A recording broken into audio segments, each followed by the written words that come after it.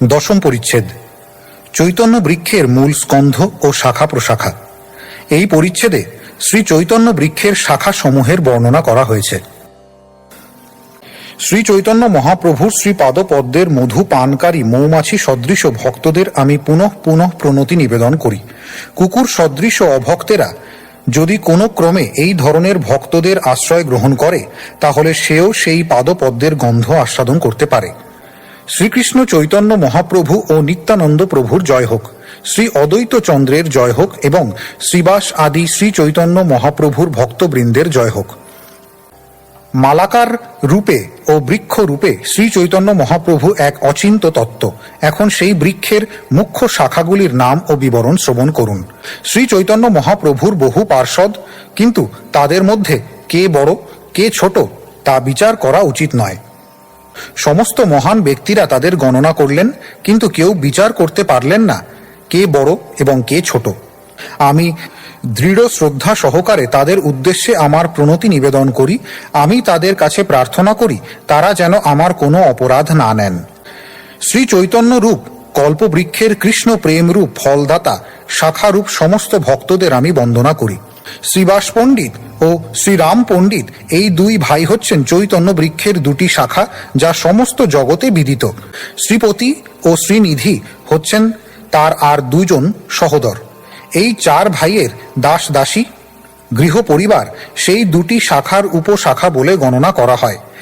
এই শ্রীবাস পণ্ডিতের গৃহে শ্রী চৈতন্য মহাপ্রভু নিরন্তর সংকীর্তন করেন। এই চার ভাই সবংশে শ্রী চৈতন্য মহাপ্রভুর সেবা করেন। গৌরচন্দ্র ছাড়া তারা আর অন্য কোনো দেব দেবীকে জানেন না। আর এক বড় শাখা হচ্ছেন আচার্য রত্ন এবং তার পরিকরেরা হচ্ছেন সেই শাখার উপশাখা। আচার্য রত্নের আরেকটি নাম হচ্ছে শ্রী চন্দ্রশেখর। তার গৃহে এক নাটকে শ্রী চৈতন্য মহাপ্রভু লক্ষ্মী দেবীর ভূমিকায় অভিনয় করেন। তৃতীয় বড় শাখা পুণ্ডরিক বিদ্যানিধি শ্রী চৈতন্য মহাপ্রভুর এত প্রিয় ছিলেন যে তার অনুপস্থিতিতে শ্রী চৈতন্য মহাপ্রভু তার নাম নিয়ে কখনো কখনো কাঁদতেন। চতুর্থ শাখা গদাধর পণ্ডিতকে শ্রীকৃষ্ণের লাদিনী শক্তির প্রকাশ বলে বর্ণনা করা হয়েছে, তাই তার সমান কেউ নেই। তার শিষ্য ও উপশিষ্যরা হচ্ছেন তার উপশাখা। এভাবেই সমস্ত শাখা উপশাখার বর্ণনা করা হয়েছে। পঞ্চম শাখা বক্রেশ্বর পণ্ডিত শ্রী চৈতন্য মহাপ্রভুর অত্যন্ত অন্তরঙ্গ সেবক ছিলেন। তিনি একভাবে 72 ঘণ্টা ধরে নৃত্য করতে পারতেন। বক্রেশ্বর পণ্ডিতের নৃত্যকালে শ্রী চৈতন্য মহাপ্রভু স্বয়ং গান করেছিলেন।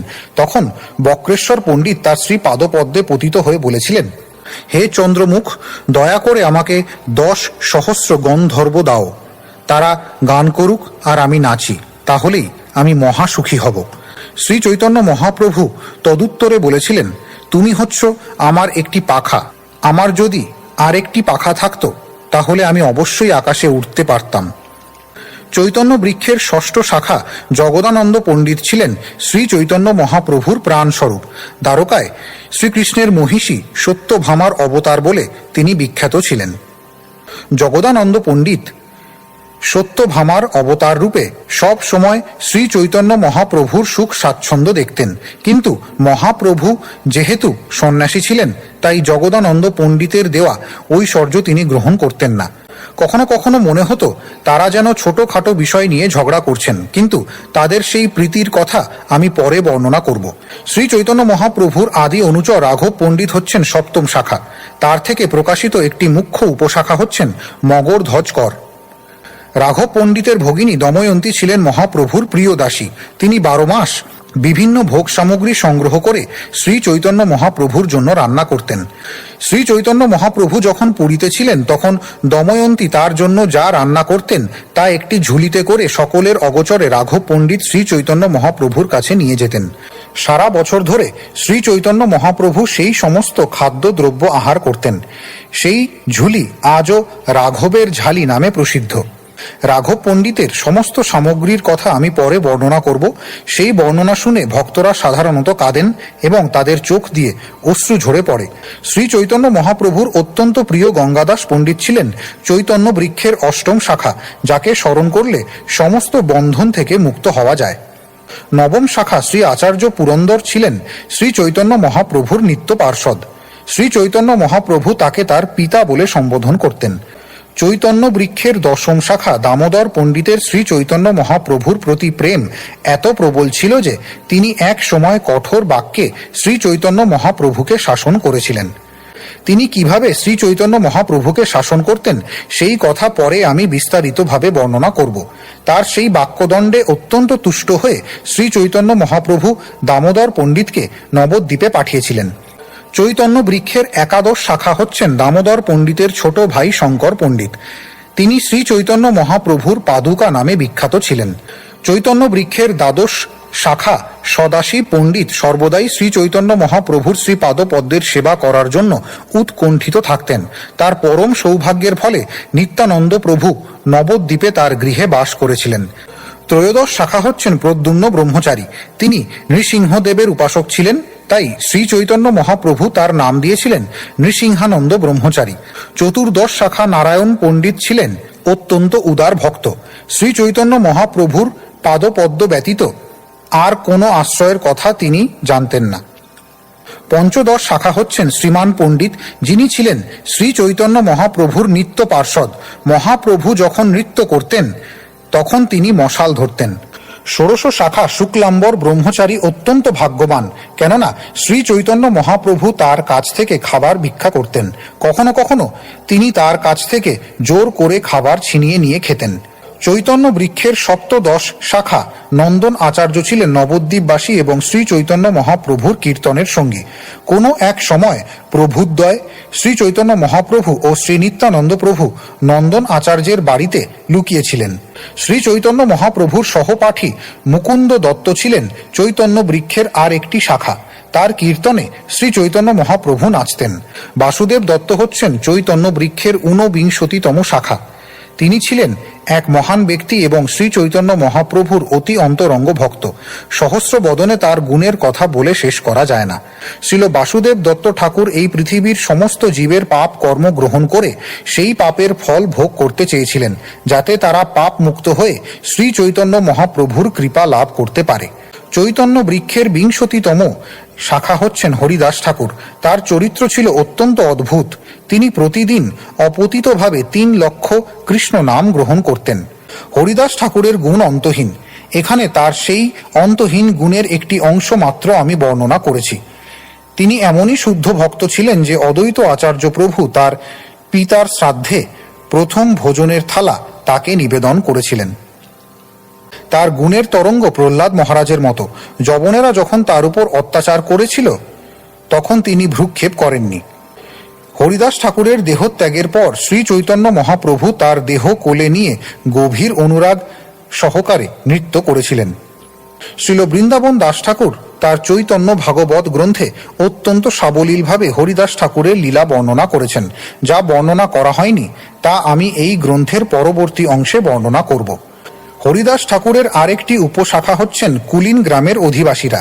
তাদের মধ্যে প্রধান হচ্ছেন সত্যরাজ খান বা সত্যরাজ বসু। তিনি হরিদাস ঠাকুরের সমগ্র কৃপাভাজন ছিলেন। চৈতন্য বৃক্ষের ১বিংশতি শাখা মুরারি গুপ্ত হচ্ছেন ভগবত প্রেমের ভাণ্ডার। তার বিনয় ও দৈন্য শ্রী চৈতন্য মহাপ্রভুর হৃদয়কে দ্রবীভূত করেছিল।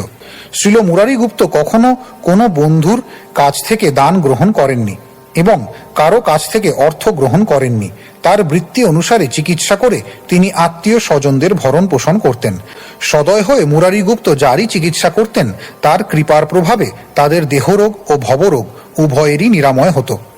চৈতন্য বৃক্ষের দ্বাবিংশতিতম শাখা শ্রীমান সেন ছিলেন শ্রী চৈতন্য মহাপ্রভুর বিশ্বস্ত সেবক। শ্রী চৈতন্য মহাপ্রভুর শ্রীপাদপদ্ম ব্যতীত তিনি আর অন্য কিছু জানতেন না। ত্রয়োবিংশতিতম শাখা শ্রী গদাধর দাস ছিলেন সর্বোচ্চ শাখা, কেননা তিনি সমস্ত মুসলমান কাজীদেরকে হরে কৃষ্ণ মহামন্ত্র উচ্চারণ করতে অনুপ্রাণিত করেছিলেন। চৈতন্য বৃক্ষের চতুর্বিংশতি শাখা শিবানন্দ সেন ছিলেন শ্রী চৈতন্য মহাপ্রভুর অত্যন্ত অন্তরঙ্গ সেবক। যারাই জগন্নাথপুরীতে শ্রী চৈতন্য মহাপ্রভুকে দর্শন করতে যেতেন তাদের সকলকে পথ দেখিয়ে নিয়ে যাওয়ার জন্য তারা শ্রী শিবানন্দ সেনের শরণাপন্ন হতেন। প্রতি বছর তিনি জগন্নাথপুরীতে শ্রী চৈতন্য মহাপ্রভুকে দর্শন করার জন্য বঙ্গদেশ থেকে একদল ভক্তকে জগন্নাথপুরীতে নিয়ে যেতেন। তিনি নিজেই পথে পুরো দলটির ভরণ পোষণ করতেন। শ্রী চৈতন্য মহাপ্রভু তার ভক্তদের উপর তার অহৈতুকী কৃপা বিতরণ করেন তিনটি স্বরূপে: নিজে সাক্ষাৎ উপস্থিত হয়ে সাক্ষাৎ, কারোর মধ্যে তার শক্তি সঞ্চার করে আবেশ, এবং নিজে আবির্ভূত হয়ে আবির্ভাব। সাক্ষাতে সমস্ত ভক্তরা শ্রী চৈতন্য মহাপ্রভুকে তিনি ঠিক যেমন তেমন ভাবে দর্শন করতেন। নকুল ব্রহ্মচারীর দেহে শ্রী চৈতন্য মহাপ্রভুর আবির্ভাব আবেশ এর একটি দৃষ্টান্ত। আগে নাম ছিল প্রদ্যুম্ন ব্রহ্মচারী, পরে শ্রী চৈতন্য মহাপ্রভু তার নাম রেখেছিলেন নৃসিংহানন্দ ব্রহ্মচারী। তার দেহে শ্রী চৈতন্য মহাপ্রভুর আবির্ভাব হয়েছিল। এভাবেই শ্রী চৈতন্য মহাপ্রভু বহু অলৌকিক লীলাবিলাস করেছিলেন। শ্রী শিবানন্দ সেন এই সমস্ত রস আস্বাদন করেছিলেন। পরে ওই আনন্দের বিষয় আমি বিস্তারিতভাবে বর্ণনা করব। শিবানন্দ সেনের পুত্র, ভৃত্য ও পরিবারের অন্যান্য সদস্যরা হচ্ছেন তার উপশাখা। তারা সকলেই শ্রী চৈতন্য মহাপ্রভুর ঐকান্তিক ভৃত্য। শিবানন্দ সেনের 3 পুত্র চৈতন্য দাস, রামদাস ও কর্ণপুর ছিলেন শ্রী চৈতন্য মহাপ্রভুর আদর্শ ভক্ত। শ্রী বল্লভ সেন এবং শ্রীকান্ত সেনও ছিলেন শিবানন্দ সেনের উপশাখা। কেননা তারা কেবল তার ভাগিনা ছিলেন না, শ্রী চৈতন্য মহাপ্রভুর ঐকান্তিক ভক্তও ছিলেন। শ্রী চৈতন্য বৃক্ষের ৫৫তম এবং ষড়বিংশতিতম শাখা গোবিন্দানন্দ ও গোবিন্দ দত্ত ছিলেন শ্রী চৈতন্য মহাপ্রভুর কীর্তনের সঙ্গী। গোবিন্দ দত্ত ছিলেন শ্রী চৈতন্য মহাপ্রভুর কীর্তন দলের মুখ্য কীর্তনিয়া। সপ্তবিংশতিতম শাখা শ্রী বিজয় দাস ছিলেন শ্রী চৈতন্য মহাপ্রভুর লিপিকার। তিনি স্বহস্তে মহাপ্রভুকে অনেক পুঁথি লিখে দিয়েছিলেন। শ্রী চৈতন্য মহাপ্রভু বিজয় দাসের নাম রেখেছিলেন রত্নবাহু, কেননা তিনি হাতে লিখে বহু গ্রন্থ তাকে দিয়েছিলেন। অষ্টবিংশতিতম শাখা কৃষ্ণ দাস ছিলেন শ্রী চৈতন্য মহাপ্রভুর অত্যন্ত প্রিয়। তিনি অকিঞ্চন কৃষ্ণ দাস নামে পরিচিত ছিলেন। ২৯তম শাখা হচ্ছেন শ্রীধর, যিনি কলার খোলা ও পাতা বিক্রি করতেন। তিনি ছিলেন শ্রী চৈতন্য মহাপ্রভুর অত্যন্ত প্রিয় সেবক। শ্রী চৈতন্য মহাপ্রভু তার সঙ্গে সব সময় নানা রকম পরিহাস করতেন। প্রতিদিন পরিহাস ছলে শ্রী চৈতন্য মহাপ্রভু শ্রীধরের কাছ থেকে থোড়, মোচা ও ফল নিতেন এবং তিনি তার ভাঙা লৌহ পাত্র থেকে জল পান করেছিলেন। ৩০তম শাখা হচ্ছেন শ্রী ভগবান পণ্ডিত। তিনি ছিলেন শ্রী চৈতন্য মহাপ্রভুর অতি প্রিয় সেবক এবং পূর্বেও তিনি ছিলেন শ্রীকৃষ্ণের এক মহান ভক্ত, যার হৃদয়ে ভগবান সর্বদাই বিরাজ করেন। ৩১তম শাখা হচ্ছেন জগদীশ পণ্ডিত এবং ৩২তম শাখা হচ্ছেন হিরণ্য মহাশয়, যাদেরকে শ্রী চৈতন্য মহাপ্রভু শৈশবে তার অহৈতুকী কৃপা প্রদর্শন করেছিলেন। এই দুজনের গৃহে শ্রী চৈতন্য মহাপ্রভু একাদশীর দিন বিষ্ণুর নৈবেদ্য চেয়ে খেয়েছিলেন।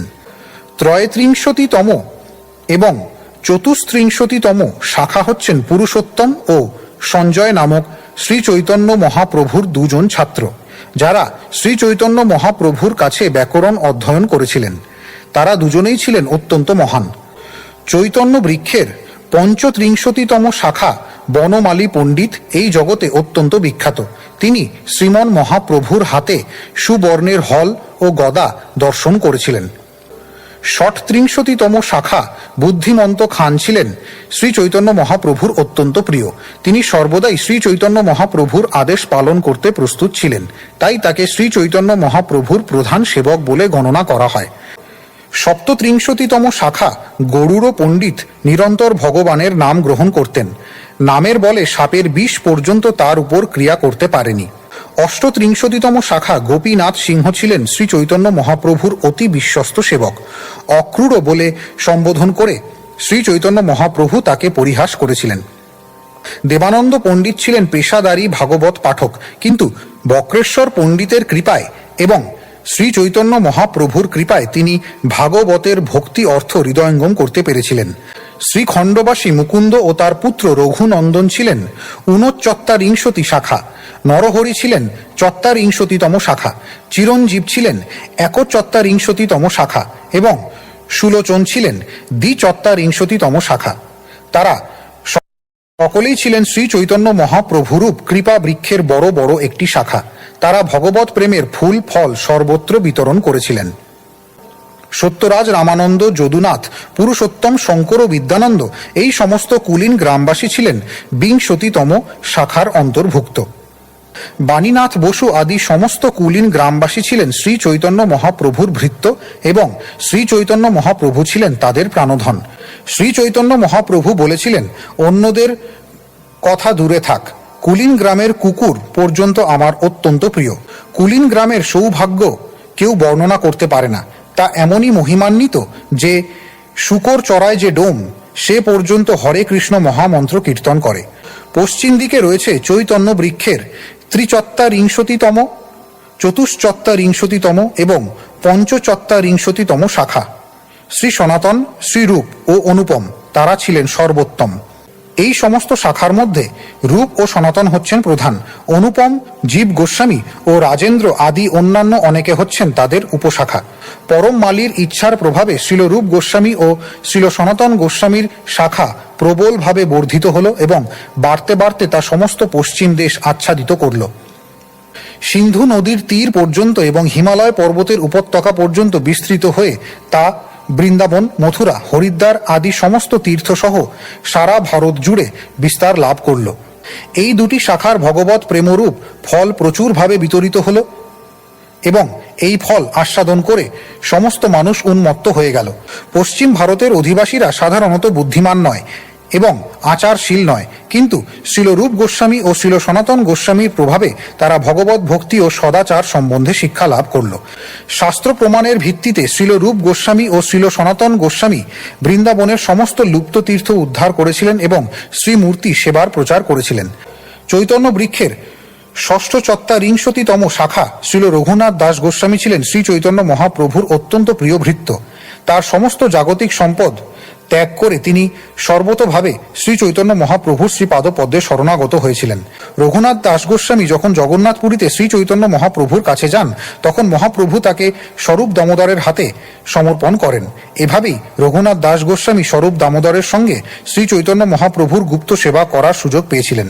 তিনি জগন্নাথপুরীতে 16 বছর ধরে মহাপ্রভুর অন্তরঙ্গ সেবা করেছিলেন এবং শ্রী চৈতন্য মহাপ্রভু ও স্বরূপ দামোদরের অন্তর্ধানের পর তিনি জগন্নাথপুরী থেকে বৃন্দাবনে যান। রঘুনাথ দাস গোস্বামী সংকল্প করেছিলেন যে বৃন্দাবনে গিয়ে তিনি শ্রীল রূপ গোস্বামী ও শ্রীল সনাতন গোস্বামীর শ্রীপাদপদ্ম দর্শন করবেন এবং তারপর গোবর্ধন পর্বত থেকে ঝাঁপ দিয়ে পড়ে দেহত্যাগ করবেন। সেই সংকল্প করে রঘুনাথ দাস গোস্বামী বৃন্দাবনে এলেন এবং শ্রীল রূপ গোস্বামী ও শ্রীল সনাতন গোস্বামীকে দর্শন করে তাদের শ্রীপাদ পদ্মে প্রণতি নিবেদন করলেন। এই দুই ভাই তাকে মরতে দিলেন না, তাকে তাদের তৃতীয় ভাই করে তাদের কাছে রেখে দিলেন। যেহেতু রঘুনাথ দাস গোস্বামী ছিলেন দামোদরের সহকারী, তাই তিনি মহাপ্রভুর বহিরঙ্গ ও অন্তরঙ্গ বহু লীলাবিলাসের কথা জানতেন। দুই ভাই রূপ গোস্বামী ও সনাতন গোস্বামী নিরন্তর তার মুখে সেই সমস্ত লীলা শ্রবণ করতেন। রঘুনাথ দাস গোস্বামী ধীরে ধীরে অন্ন জল ত্যাগ করলেন এবং একদিন 2 দিন অন্তর কেবল কয়েক ফোঁটা মাঠা খেতেন। প্রতিদিন তিনি ভগবানকে 1000 বার দণ্ডবধ প্রণাম করতেন এবং অন্ততপক্ষে 1 লক্ষ নাম গ্রহণ করতেন এবং 2000 বৈষ্ণবকে দণ্ডবধ প্রণাম করতেন। দিন রাত তিনি মানুষের শ্রী রাধা কৃষ্ণের সেবা করতেন এবং প্রতিদিন তিনি মহাপ্রভুর চরিত্র আলোচনা করতেন। শ্রীল রঘুনাথ দাস গোস্বামী প্রতিদিন 3 বার রাধা কুণ্ডে স্নান করতেন এবং ব্রজবাসী বৈষ্ণব দেখলেই তাকে আলিঙ্গন করতেন এবং বহু সম্মান প্রদর্শন করতেন। প্রতিদিন তিনি 22.5 ঘন্টারও অধিক সময় ভগবত ভক্তি সাধন করতেন এবং 2 ঘন্টারও কম সময় নিদ্রা যেতেন এবং কোনো দিন তাও সম্ভব হতো না। তিনি যেভাবে ভগবত ভক্তির অনুশীলন করেছিলেন তা শুনে আমি বিস্ময়ে হতবাক হয়ে যাই। শ্রীল রূপ গোস্বামী ও শ্রীল রঘুনাথ দাস গোস্বামী হচ্ছেন আমার প্রভু। এই সমস্ত ভক্তরা কিভাবে শ্রী চৈতন্য মহাপ্রভুর সঙ্গে মিলিত হয়েছিলেন তা আমি বিস্তারিতভাবে পরে বর্ণনা করব। সপ্তচত্বারিংশতিতম শাখা শ্রী গোপাল ভট্ট গোস্বামী হচ্ছেন সর্বোত্তম। তিনি নিরন্তর শ্রীল রূপ গোস্বামী ও শ্রীল সনাতন গোস্বামীর সঙ্গে ভগবত প্রেম সম্বন্ধে আলোচনা করতেন। আচার্য শঙ্করারণ্য হচ্ছেন বৃক্ষের অষ্টচত্বারিংশতিতম শাখা। তা থেকে মুকুন্দ, কাশীনাথ, রুদ্র আদি উপশাখা প্রকাশিত হয়েছেন। 49তম শাখা শ্রীনাথ পণ্ডিত ছিলেন শ্রী চৈতন্য মহাপ্রভুর কৃপাভাজন। তার কৃষ্ণ সেবা দেখে ত্রিভুবনের প্রতিটি জীব আশ্চর্যান্বিত হয়েছিলেন। চৈতন্য বৃক্ষের 50তম শাখা শ্রী জগন্নাথ আচার্য ছিলেন শ্রী চৈতন্য মহাপ্রভুর অত্যন্ত প্রিয় সেবক। চৈতন্য মহাপ্রভুর আদেশে তিনি গঙ্গা তীরে বাস করতে মনস্থ করেছিলেন। চৈতন্য বৃক্ষের 1/50, 2/50, 3/50 ও 54তম শাখা হচ্ছেন যথাক্রমে কৃষ্ণদাস বৈদ্য, পণ্ডিত শেখর, কবিচন্দ্র ও মহান কীর্তনিয়া ষষ্ঠীবর। পঞ্চপঞ্চাশতম শাখা হচ্ছেন শ্রীনাথ মিশ্র। ষট পঞ্চাশতম শাখা হচ্ছেন শুভানন্দ। সপ্তপঞ্চাশতম শাখা হচ্ছেন শ্রীরাম। অষ্টপঞ্চাশতম শাখা হচ্ছেন ঈশান। ৬১তম শাখা হচ্ছেন শ্রীনিধি। ষষ্ঠীতম শাখা হচ্ছেন শ্রী গোপীকান্ত এবং ৬১তম শাখা হচ্ছেন মিশ্র ভগবান। দ্বিষষ্ঠীতম শাখা হচ্ছেন সুবুদ্ধি মিশ্র। ত্রিষষ্ঠীতম শাখা হচ্ছেন হৃদয়ানন্দ। চতুষ্ষষ্ঠীতম শাখা কমল নয়ন। পঞ্চষষ্ঠীতম শাখা হচ্ছেন মহেশ পণ্ডিত। ষটষষ্ঠীতম শাখা হচ্ছেন শ্রীকর এবং সপ্তষষ্ঠীতম শাখা হচ্ছেন শ্রী মধুসূদন। চৈতন্য বৃক্ষের অষ্টষষ্ঠীতম শাখা হচ্ছেন পুরুষোত্তম। ৬৯তম শাখা হচ্ছেন শ্রী গালিম।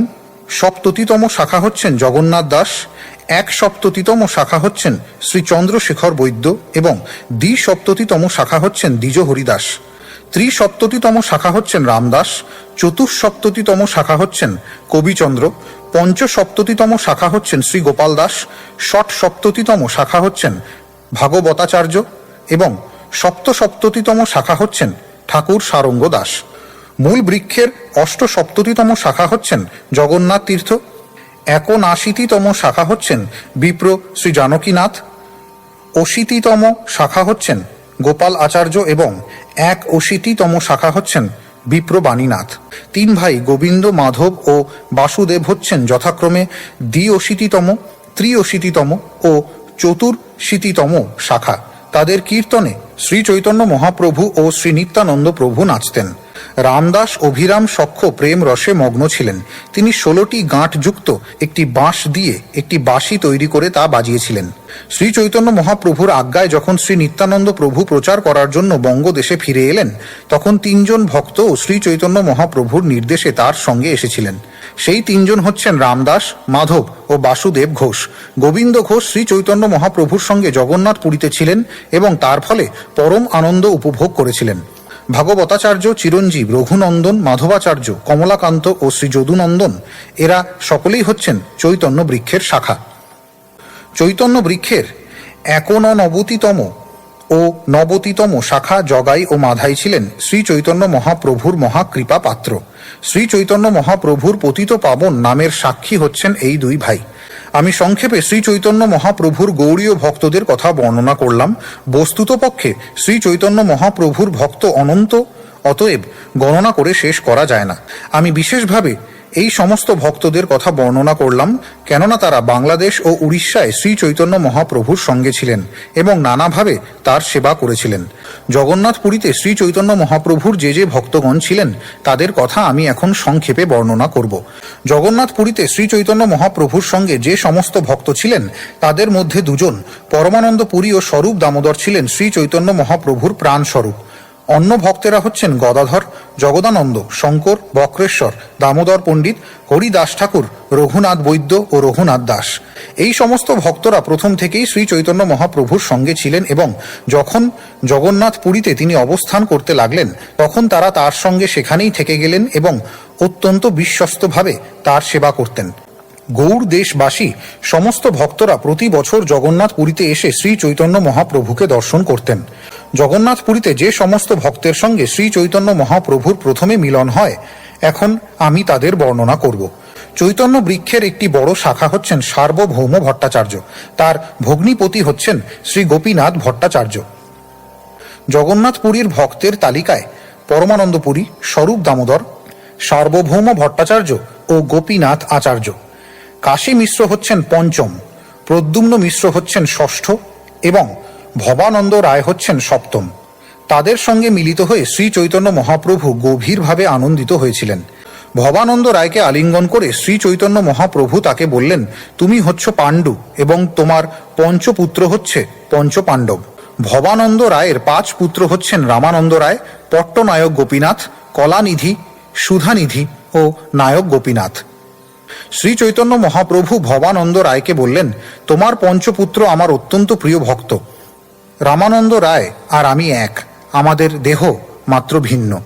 শ্রী চৈতন্য মহাপ্রভু জগন্নাথপুরীতে অবস্থানকালে উড়িষ্যার রাজা প্রতাপরুদ্র, উড়িয়া ভক্ত কৃষ্ণানন্দ ও শিবানন্দ এবং পরমানন্দ মহাপাত্র, ভগবান আচার্য, ব্রহ্মানন্দ ভারতী, শিখি মাহিতি ও মুরারি মাহিতি তার সঙ্গী ছিলেন। শ্রী চৈতন্য মহাপ্রভুর প্রধান ভক্তদের অন্যতমা মাধবী দেবী ছিলেন শিখি মাহিতির কনিষ্ঠা ভগিনী।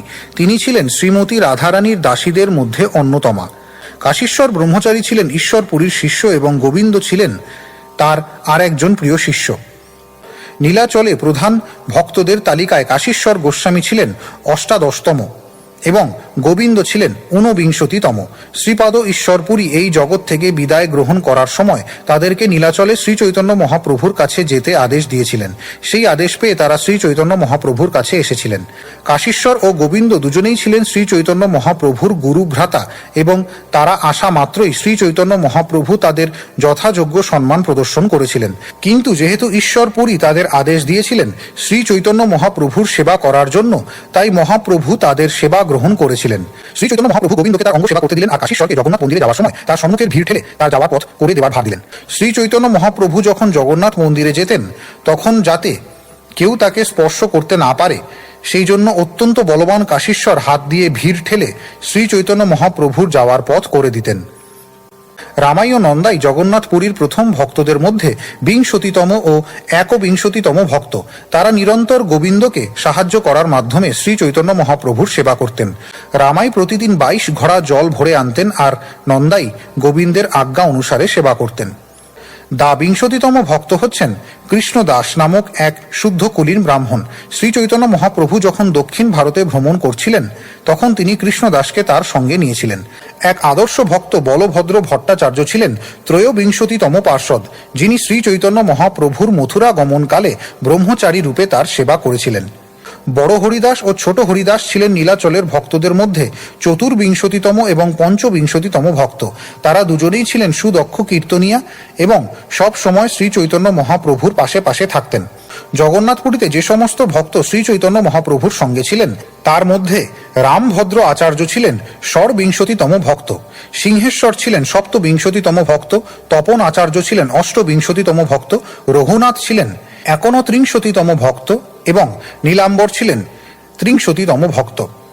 সিঙ্গা ভট্ট ছিলেন ১৩তম ভক্ত, কামা ভট্ট ছিলেন ৩০তম ভক্ত, শিবানন্দ ছিলেন ৩৩তম ভক্ত এবং কমলানন্দ ছিলেন ৩৪তম ভক্ত। তারা পূর্বে বঙ্গদেশে শ্রী চৈতন্য মহাপ্রভুর সেবা করেছিলেন, কিন্তু পরে তারা বঙ্গদেশ ত্যাগ করে শ্রী চৈতন্য মহাপ্রভুর সঙ্গ লাভের জন্য জগন্নাথপুরীতে চলে যান। ৩৫তম ভক্ত অচ্যুতানন্দ ছিলেন শ্রী অদ্বৈত আচার্যের পুত্র। তিনি শ্রী চৈতন্য মহাপ্রভুর চরণ আশ্রয় করে নীলাচলে থাকতেন। নির্লোম গঙ্গাদাস আর বিষ্ণুদাস ছিলেন জগন্নাথপুরীতে শ্রী চৈতন্য মহাপ্রভুর সঙ্গে বসবাসকারী ভক্তদের মধ্যে ৩৬তম ও ৩৭তম ভক্ত। বারাণসীতে শ্রী চৈতন্য মহাপ্রভুর ৩জন প্রধান ভক্ত হচ্ছেন চন্দ্রশেখর বৈদ্য, তপন মিশ্র এবং তপন মিশ্রের পুত্র রঘুনাথ ভট্টাচার্য। বৃন্দাবন দর্শন করে শ্রী চৈতন্য মহাপ্রভু যখন বারাণসীতে আসেন তখন ২ মাস তিনি চন্দ্রশেখর বৈদ্যের গৃহে বাস করেন এবং তপন মিশ্রের ঘরে ২ মাস প্রসাদ পান। রঘুনাথ তার বাল্যকালে শ্রী চৈতন্য মহাপ্রভুর উচ্ছিষ্ট পরিষ্কার করেন এবং তার পাদ সম্বাহন করেন। বড় হয়ে রঘুনাথ শ্রী চৈতন্য মহাপ্রভুকে দর্শন করার জন্য নীলাচলে যান এবং সেখানে ৮ মাস থাকেন। তখন কোনো কোনো দিন তিনি শ্রী চৈতন্য মহাপ্রভুকে প্রসাদ সেবন করাতেন। পরে শ্রী চৈতন্য মহাপ্রভুর আজ্ঞায় রঘুনাথ বৃন্দাবনে গমন করেন এবং শ্রীলরূপ গোস্বামীর আশ্রয় সেখানেই অবস্থান করেন। তিনি যখন শ্রীলরূপ গোস্বামীর সঙ্গী ছিলেন তখন তিনি ভাগবত পাঠ করে তাকে শোনাতেন। এভাবেই ভাগবত পাঠ করার ফলে শ্রী চৈতন্য মহাপ্রভুর কৃপায় তিনি নিরন্তর কৃষ্ণ প্রেমে মত্ত থাকতেন। শ্রী চৈতন্য মহাপ্রভুর ভক্ত অসংখ্য। আমি কেবল এভাবেই দিক দর্শন করছি, সম্যক রূপে তাদের সকলের কথা বর্ণনা করা সম্ভব নয়। এক একটি শাখা থেকে শিষ্য উপশিষ্য রূপ কোটি কোটি উপশাখা বিস্তৃত হয়েছে। এই বৃক্ষের প্রতিটি শাখা উপশাখা অসংখ্য প্রেম রূপ ফল ও ফুলে ভরে আছে এবং কৃষ্ণ প্রেমের জলে তা ত্রিভুবন ভাসালো। শ্রী চৈতন্য মহাপ্রভুর ভক্তদের এক একটি শাখার অনন্ত মহিমা, সহস্র বদনেও তা বর্ণনা করে শেষ করা যায় না। শ্রী চৈতন্য মহাপ্রভুর ভক্তদের কথা আমি সংক্ষেপে বর্ণনা করলাম। সহস্র বদন শেষও পূর্ণরূপে তা বর্ণনা করতে পারেন না। শ্রীল রূপ গোস্বামী ও শ্রীল রঘুনাথ দাস গোস্বামী শ্রীপাদপদ্মে আমার প্রণতি নিবেদন করে তাদের কৃপা প্রার্থনা করে এবং তাদের পদাঙ্ক অনুসরণ পূর্বক আমি কৃষ্ণদাস শ্রী চৈতন্য চরিতামৃত বর্ণনা করছি। ইতি চৈতন্য বৃক্ষের মূল স্কন্ধ ও শাখা প্রশাখা বর্ণনা করে শ্রী চৈতন্য চরিতামৃতের আদি লীলার দশম পরিচ্ছেদের ভক্তি বেদান্ত তাৎপর্য।